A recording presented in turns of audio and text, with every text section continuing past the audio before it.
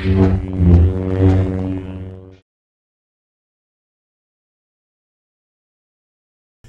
thing I want to do is just to talk about Coach Englehart and Florida Tech and their program and how far they've come. Credit to them today for how they played. They played inspired with the tragedies they've gone through this week. I thought their kids came up here and just spilt everything they had. It's a shame they had to lose. Some days you wake up and it's just not your day. You just get out of bed and it just ain't your day. And today was one of those days for the Wolves. It just wasn't our day. We had tipped passes. We had a bad snap or two. We missed field goals.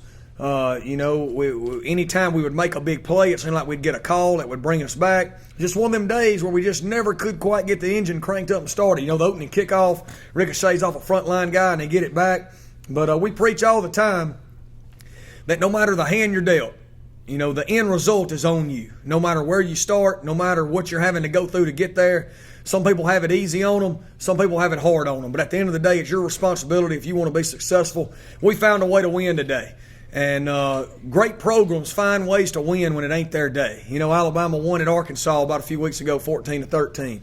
The great programs, the Florida States has found ways to win ugly this year. And we're building a great program. And I can't say enough about our kids today. They never thought they were going to lose. It was just, hey, guys, we just got to make a play. And then Out made a play on the kick return. And then Tyrell made the interception. But we just never could quite get over that hump, and we just kept battling. We just kept saying, hey, just keep playing, and somebody's going to make a play, and we're going to find a way to win this game. And I'm just so happy for our kids. I'm happy for our seniors. To have an undefeated home slate is such a credit to them and where they've taken this program. And we're 8-2. We're going 2 shorter next week with a chance to go to the playoffs. And we've accomplished so much in 1 year. We've come so far. I think I got hired on November 22nd, which is coming up. In 11 and a half months, we've come so far. I feel like I've known these two next to me my whole life. I got to coach them 1 year. Wish I could have coached them forever. And just a special group. I'm not ready for the year to end, and I know they're not too. Coach, the game was so much on the line for both teams and so many, twists and turns and emotional things. It was exhausting. Sit and watch. What was it like being a part of all that? Yeah, it really was. You just had to keep telling yourself, golly, we just got to keep playing. We just got to keep playing. We can't, the misfortune can't keep happening. And a lot of that Florida Tech caused. I want to give them credit for the way they played. Their running back is a tremendous football player. Their quarterback is going to be a really good football player. The receiver, they play so hard on defense. They had some great schemes. If they were trying to kick that ball off our front line on opening kickoff, that was unbelievable. Golly, man, that was dead eye. He just hit him. The foot hit the ball, and the ball hit our guy within a tenth of a second. And they got the ball. They gained a possession on us right there. And, Quincy, Awadou Bose, our all-conference center, got hurt in the first half when we had scored 3 straight drives. And it took us a while to get going there after moving Harley to center. And we really moved the ball. We just messed it up. Whether it was a tip pass or a fumbled snap or a penalty or whatever, we just kept messing it up. And our defense just kept playing. Just kept playing. And then offensively, we finally got it going again there in the second half. And I thought our kicking game was huge. Thought our kickoff cover unit was phenomenal. Thought our punt team and James Dugan was phenomenal. And I thought, offensively we made enough plays to win there at the end. And, of course, Denarius Appling was Denarius Appling again, and it was ugly. But, man, now that it's over, it was just another step in the right direction for our program.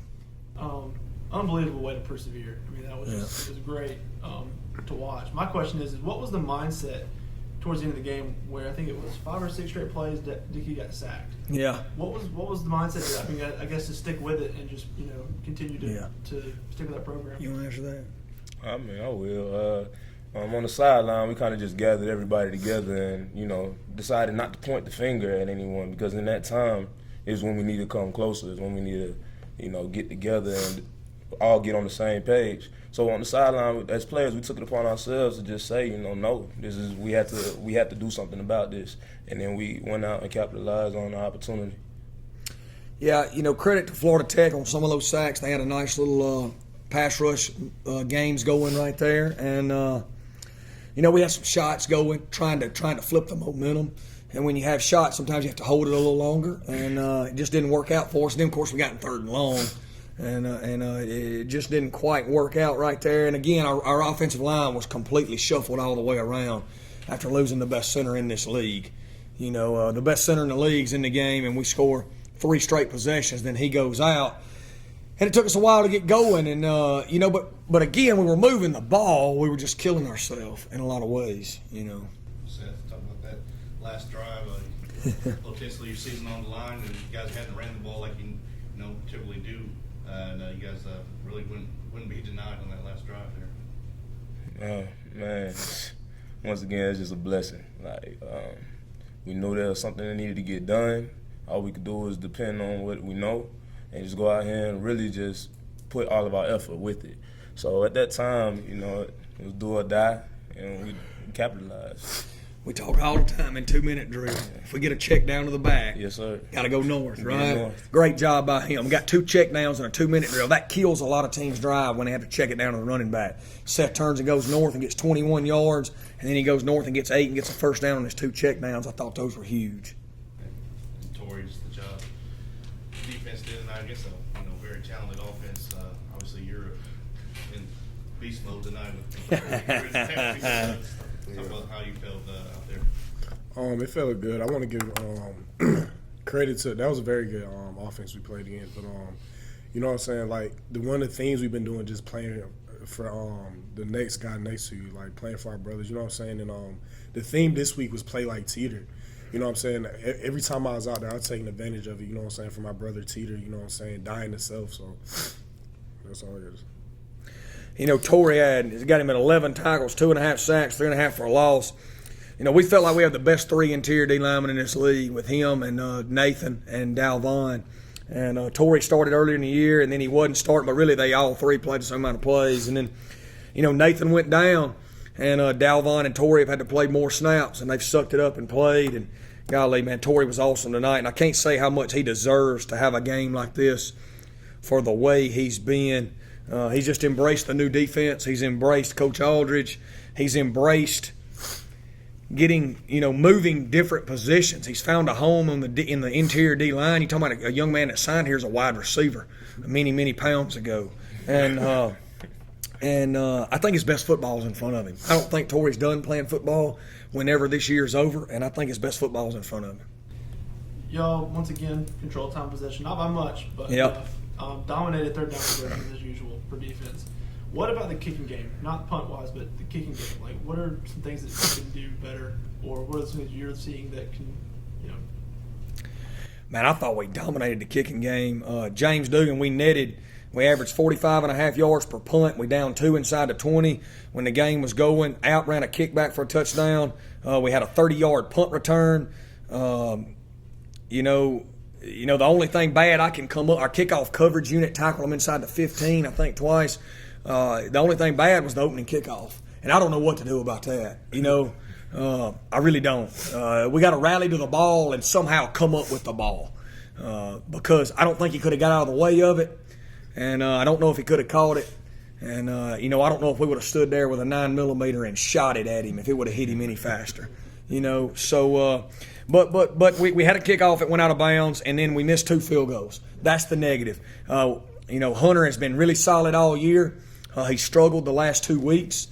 And, obviously we got to get him out of that little funk, and he's going to. He's a good football player that's been a great player all year, and he's had 2 bad weeks kicking.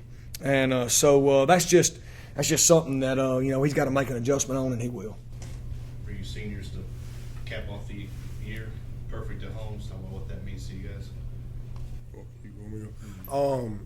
First, it's a blessing. You know what I'm saying? I thank God every day that I'm on a team like this. I couldn't picture it any other way.